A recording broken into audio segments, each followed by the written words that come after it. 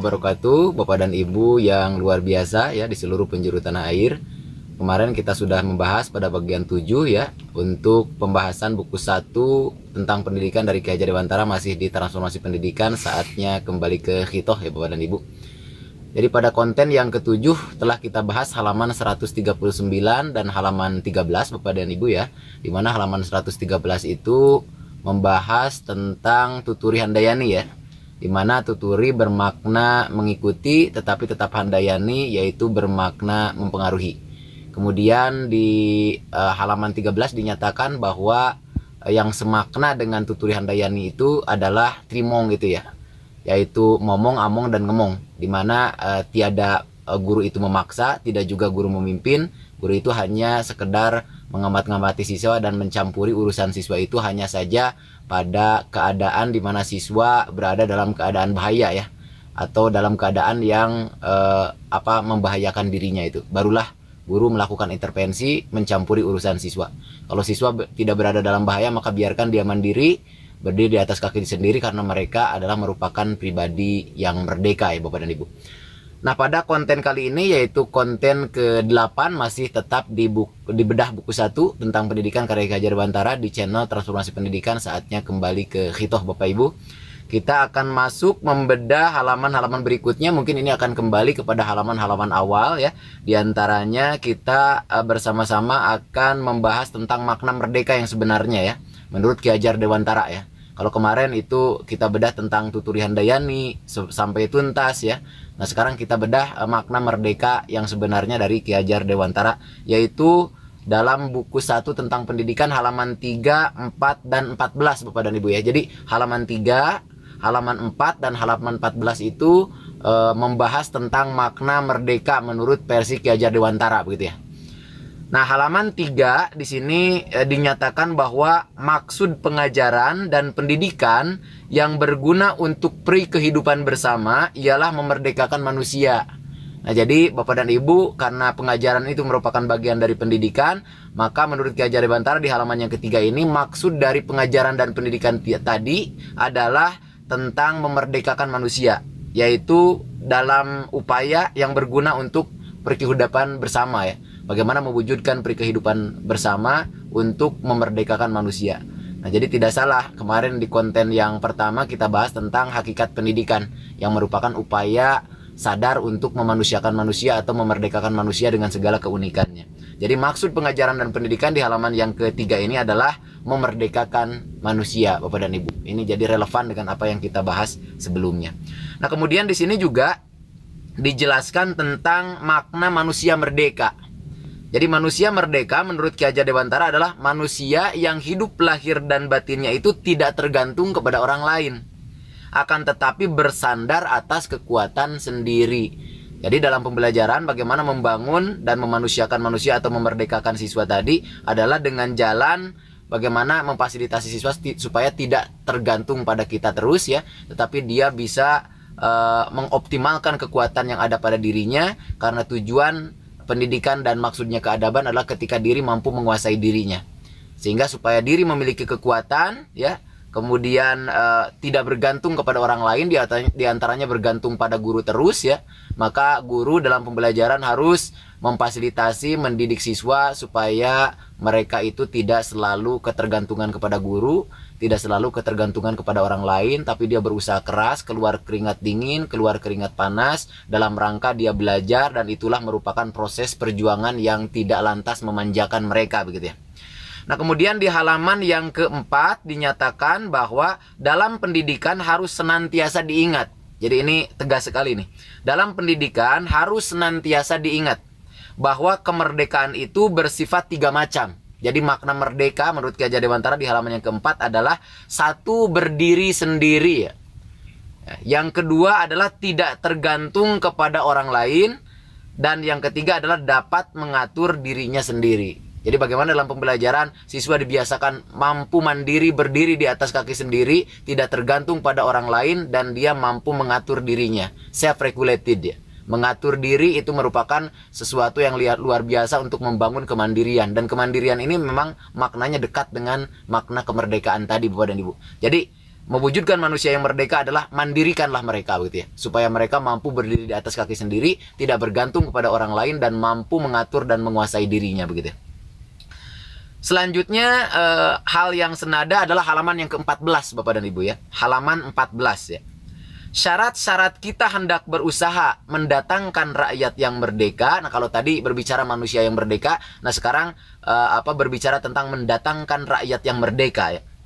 Dalam arti kata yang sebenar-benarnya, jadi rakyat yang merdeka dalam arti kata yang sebenar-benarnya adalah lahirnya tidak terperintah ya. Jadi hindari segala paksaan, hindari segala perintah, karena manusia atau rakyat yang merdeka dapat diwujudkan dari lahirnya yang tiada terperintah. Kemudian batinnya bisa memerintah sendiri ya, dan dapat berdiri sendiri karena kekuatan sendiri ya. Inilah yang diinginkan oleh bangsa kita ke depan, yaitu mewujudkan manusia dan rakyat yang merdeka, di mana rakyat yang merdeka ini adalah lahirnya tiada terperintah, batinnya dapat memerintah sendiri, dan dia dapat berdiri sendiri dengan kekuatan yang dimilikinya gitu ya. Nah, ini bagaimana kita mewujudkan bangsa dan rakyat yang merdeka berawal dari praktek-praktek pendidikan di sekolah ya. Karena anak, kata Kiai Dewantara, merupakan pemimpin ya, bibit buih pemimpin, supaya suatu saat nanti ketika pendidikan yang merdeka dan memerdekakan ini dilaksanakan dalam pembelajaran, maka akan terwujud pemimpin-pemimpin besar ya, yang mampu membawa rakyatnya dan masyarakatnya juga bangsanya menjadi rakyat atau bangsa yang merdeka, dalam arti rakyat dan bangsa yang mandiri Bapak dan Ibu. Itu adalah makna merdeka menurut Ki Hajar Dewantara tentang manusia merdeka, kemudian rakyat yang merdeka ya. Bapak dan Ibu masih tetap di channel kami ya, channel kita semua, Transformasi Pendidikan, saatnya kembali ke Khitoh. Nah, berikutnya Bapak dan Ibu ya, hal yang menarik yang masih ada kaitannya dengan yang sudah kita bahas barusan juga pada konten-konten sebelumnya, yaitu di buku 1 pendidikan di Ki Hajar Dewantara ya, halaman 48 Bapak dan Ibu ya. Jadi silakan bisa dibuka halaman 48. Di sana dinyatakan bahwa dalam sistem ini ya, sistem yang dimaksud adalah sistem Among ya, atau Among Method yang sudah kita sampaikan pada konten sebelumnya di bagian yang ke-7 kalau nggak salah itu ya. Kita sudah membahas tentang Among Method atau Among System ya. Dalam sistem ini, maka pengajaran berarti mendidik anak akan menjadi manusia yang merdeka batinnya, merdeka pikirannya, dan merdeka tenaganya. Jadi untuk mewujudkan rakyat dan manusia yang merdeka, caranya adalah apa? Maka yang relevan untuk bangsa kita adalah terapkanlah metode atau sistem Among ya. Karena metode atau sistem Among inilah yang mendidik supaya manusia tadi, yaitu siswa tadi, merdeka batinnya, merdeka pikirannya, juga merdeka tenaganya. Jadi pikiran, batin, dan tenaga ini dimerdekakan untuk mewujudkan manusia yang merdeka. Nah, manusia yang merdeka ini berkumpul akan menghasilkan rakyat-rakyat yang merdeka, yaitu rakyat Indonesia ke depan yang maju dan mandiri ya, begitu ya. Nah, berikutnya adalah halaman 48, masih melanjutkan dari apa yang dipaparkan tadi, tapi di bagian yang berbeda gitu ya. Nah, untuk melaksanakan sistem ini, yaitu metode Among atau Among Method, maka di halaman 48 ditegaskan, guru jangan hanya memberi pengetahuan yang perlu dan baik saja, ya, akan tetapi harus juga mendidik si murid akan dapat mencari sendiri pengetahuan dan memakainya guna amal keperluan umum. Nah, di sini ditegaskan di halaman 48 bagaimana sistem Among atau Among Method ini dilaksanakan adalah dengan cara guru itu jangan hanya menyampaikan pengetahuan yang baik dan perlu saja, juga sampaikan pengetahuan yang bermanfaat untuk diri siswa, juga bermanfaat untuk keperluan umum, dengan jalan diberikan kesempatan kepada siswa untuk mencari tahu sendiri gitu ya. Artinya untuk menjemput bola bukan menunggu bola. Jadi berorientasi kepada proses bukan kepada hasil. Nah, ini dalam pembahasan di halaman 48 ini relevan dengan kajian-kajian kontemporer sekarang, bahwa pembelajaran itu idealnya dilaksanakan dengan cara siswa mencari tahu sendiri, sehingga muncul curiosity atau rasa ingin tahu, sehingga suatu saat nanti dia berkembang menjadi para pembelajar sejati sepanjang hayat, yaitu para ilmuwan ya. Ilmuwan yang apa? Ilmuwan yang merdeka karena mereka adalah manusia yang memang sudah dididik oleh guru yang memerdekakan begitu ya. Nah, kemudian halaman yang ke-49 Bapak dan Ibu, setelah 48 halaman ke-49 ya, maka ada asas di sini yang harus kita jadikan pondasi, kita jadikan prinsip supaya praktek metode Among atau sistem Among ini memang tetap di khitohnya begitu ya. Nah, ini di halaman 49 dinyatakan bahwa untuk dapat berusaha menurut asas dengan bebas dan leluasa. Jadi bebas dan leluasa itu adalah merdeka. Maka kita harus bekerja menurut kekuatan sendiri. Jadi biarkan siswa keluar keringat dingin, keluar keringat panas, karena memang mereka sedang dimerdekakan. Biarkan mereka menuangkan kekuatannya sendiri, karena siapapun dia memiliki potensi yang beragam, dan mereka memiliki kekuatan ketika kita menghargai mereka, begitu ya. Jadi biarkan mereka diberikan kebebasan, keleluasaan untuk bekerja menurut kekuatannya itu ya. Walaupun kita tidak menolak bantuan dari orang lain ya, jadi tetap siswa itu tetap butuh bantuan dari orang lain, dari guru, dari siswa yang lainnya dalam rangka kerjasama, membangun komunitas belajar dan sebagainya ya. Akan tetapi kalau bantuan itu akan mengurangi kemerdekaan, kita lahir atau batin harusnya ditolak ya. Jadi akan tetapi kalau bantuan itu akan mengurangi kemerdekaan kita, lahir atau batin haruslah ditolak. Jadi siswa bisa jadi masih membutuhkan bantuan ya. Tetapi bantuan yang sifatnya itu mengurangi kemerdekaan mereka, itu sebaiknya dikurangi. Kenapa? Karena kalau bantuan itu sudah mendominasi, maka hilanglah kemerdekaan dia, dan akibatnya dia dalam pembelajarannya tertekan, terpaksa, bukan karena kebutuhan. Ya, menuangkan ide dan gagasan dan sebagainya itu seperti dibendakan atau dibatukan. Jadi bukan memanusiakan manusia, tapi membendakan atau membatukan manusia. Nah, dengan demikian maka bantuan ya atau paksaan ya sebisa mungkin dikurangi dan dihindarkan. Boleh menerima bantuan, tetapi kalau bantuan itu terlalu melakukan intervensi, terlalu dominan sehingga mengurangi makna kemerdekaan, maka sebaiknya itu semua dihindarkan. Kenapa? Karena mereka akan tertekan lahir dan batinnya. Nah, jadi tugas guru dalam pembelajaran adalah tetap memberikan pengamatan, memberikan bantuan kepada siswa, tapi tidak lantas menguasainya.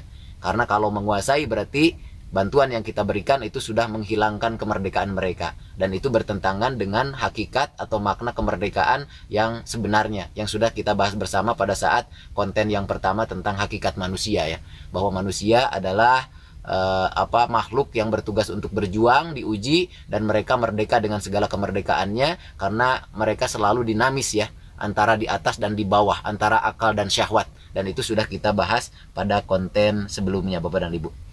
Nah, berikutnya di halaman ke-16 kembali lagi. Nah, halaman ke-16 ini masih juga menguatkan apa yang sudah dipaparkan tadi ya. Di sana Ki Hajar Dewantara menyatakan bahwa agar supaya mereka, dalam hal ini adalah siswa atau anak, tidak hanya memiliki pengetahuan saja, akan tetapi juga dapat mengalaminya sendiri ya. Jadi bukan hanya diberikan pengetahuan dan yang baik dan perlu saja, siswa juga diberikan kesempatan untuk mencari tahu sendiri, sehingga ketika mereka telah belajar tidak hanya memiliki pengetahuan saja, tetapi mereka benar-benar menggunakannya dalam kehidupan dan mereka mengalaminya sendiri bagaimana pengetahuan tadi diimplementasikan. Maka pengetahuan yang didapatkannya akan lebih bermakna bagi siswa ya. Ini relevan dengan kerucut pengalaman dari Edgar Dale, bahwa 90% akan diingat materi yang disampaikan itu kalau siswa diajak berbuat, melakukan sesuatu, mengalaminya ya, maka 90% materi yang disampaikan oleh guru, yang dipelajari oleh siswa di dalam kelas itu akan lama diingat ya, dan itu adalah pembelajaran yang efektif. Jadi relevan sekali apa yang disampaikan oleh Ki Hajar Dewantara dengan apa yang dipaparkan oleh Edgar Dale dalam kerucut pengalamannya begitu ya. Jadi agar supaya mereka tidak hanya memiliki pengetahuan ya, akan tetapi juga dapat mengalaminya sendiri. Jadi bagaimana dia dapat mengalami apa yang sudah dipelajarinya, baik itu terkait dengan pengetahuan faktual, konseptual, prosedural. Ketika itu diimplementasikan, maka mereka akan mendapatkan pemahaman yang luar biasa karena memang pembelajarannya telah bermakna begitu ya.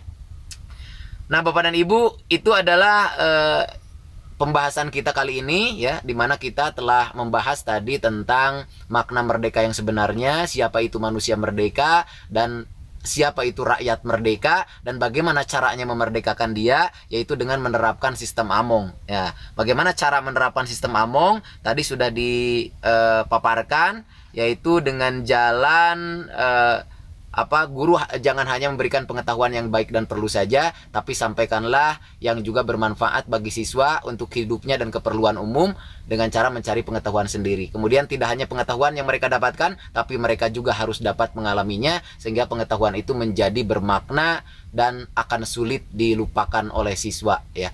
Nah, itulah Bapak dan Ibu ya, pembahasan kita kali ini ya masih tetap di channel Transformasi Pendidikan. Saatnya kembali ke Hito. Sukses untuk semua. Assalamualaikum warahmatullahi wabarakatuh.